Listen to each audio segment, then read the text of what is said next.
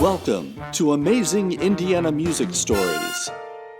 I was really involved in theater and music in high school and headed to Indiana. I was going to be a theater major. And I met Chrissie Dickinson, who ended up being the guitarist and songwriter in Sally's Dream. And my life took a different turn. We just jumped into the punk music scene of the 1980s. And that's kind of how I got my start.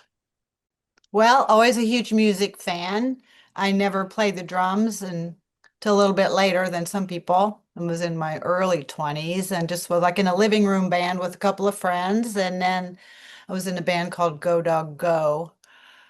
And Cindy and Chris came looking for me when that band broke up. So I was very much a novice, but it was just so much fun to learn while playing with these women and creating songs together.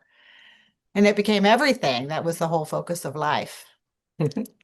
I'm Jenny. I remember when I was 6, I got my grandfather's transistor radio and it was always just glued to my ear. I really just loved music from the time I was very young. I was in musical theater in high school.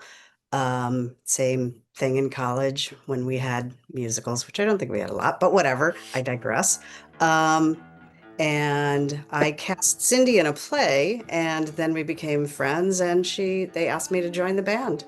There weren't a ton of bands back then. I mean, things really exploded, I think more in the 90s. There wasn't a lot of other bands. I mean, we all loved the Dancing Cigarettes, and even though our music was very different, they were sort of a model of just being cool and getting things done. We were listening to so much that was coming down the tracks at us at that time.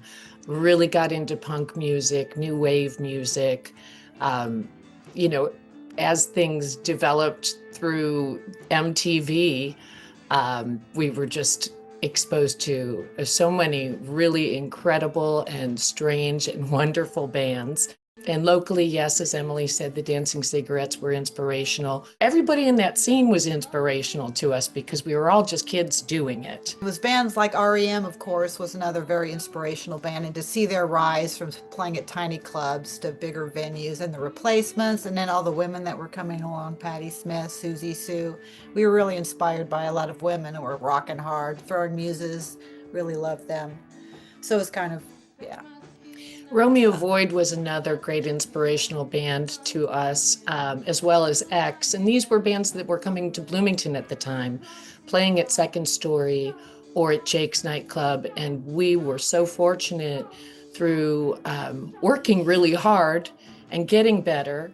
And that got recognized by people like Lee Williams and David Miller. Two wonderful guys that were really formative in the scene and bringing groups to Bloomington that probably wouldn't have come through town. And were super supportive of us. Yeah. And we got a lot of opening dates at Jake's and Second Story, as I said. One of them was opening up for Romeo Void. I broke a bass string in our first song. And we finished the song. We just sort of improvised our way through it, but we thought, oh my God, we have to replace a bass string. And we're in the opening part of our set. And there was a little bit of a panic and some joking on stage as we tried to figure out what we were going to do. And Frank, who was the bass player of Romeo Void, came running up on stage with his bass and threw it over my shoulders and saved the day. And we just went straight into the next song and just rocked through to the rest of the set. So that was a really incredible memory. We went to Cincinnati a few times, and then we took a road trip down kind of to Atlanta and back and had gigs that way, like a gig every night. We played at Tooligans in Louisville and The Bottom Line in We Lexington. played in Chicago and Champaign-Urbana, or was that Champaign-Urbana? And Carbondale, Illinois, pretty much regionally and into the South a little bit. We had some gigs that were, 4 nights of shows at one club, and we got put up at a hotel with a swimming pool, and we had 2 motel rooms instead of 1 to all shack up in. And so it was really exciting being on the road. We had an old step van we called Stella, and she was pretty reliable. And with a triptych or a map, we just, we went everywhere. Of course, this was before GPS, so we just kind of had to find our way. But we met some great people on the road and just had the times of our lives. Everybody's dancing.